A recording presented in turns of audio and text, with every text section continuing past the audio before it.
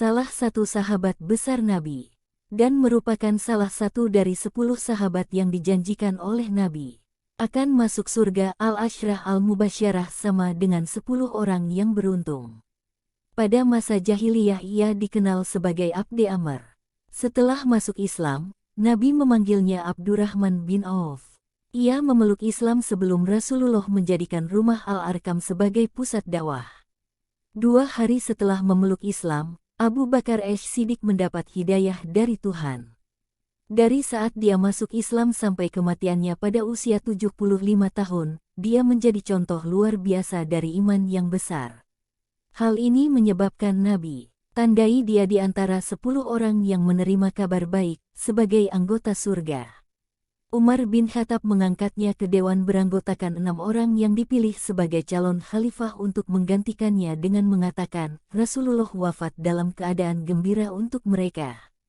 Ketika Nabi memerintahkan para sahabat untuk hijrah ke Abisinia, Ethiopia, Abdurrahman bin Auf ikut hijrah untuk kedua kalinya ke Abisinia dan kemudian ke Madinah.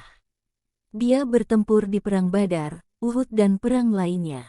Abdurrahman bin Auf termasuk di antara kelompok 8 orang yang pertama kali masuk Islam. Ia juga termasuk di antara 10 sahabat yang mendapat kabar gembira dari Rasulullah yang tiba di surga, dan di antara mereka ada 6 sahabat yang mempertimbangkan untuk memilih khalifah setelah Umar bin Al-Khattab. Selain itu, dia adalah seorang mufti yang diyakini Nabi mengeluarkan fatwa di Madinah semasa hidupnya. Abdurrahman bin Auf memiliki karakter yang dinamis dan hal ini memberikan pengaruh yang cukup besar ketika umat Islam hijrah ke Madinah.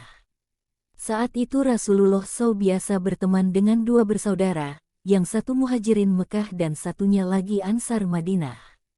Penduduk Ansar Madinah berbagi semua kekayaan mereka dengan saudara-saudara mereka, kaum Muhajirin. Abdurrahman bin Auf yang tinggal di Madinah dan pada masa Rasulullah dan setelah wafatnya terus berkembang.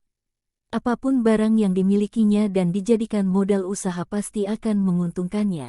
Segala usahanya diarahkan untuk memperoleh ridha Allah SWT sebagai sarana menikmati akhirat.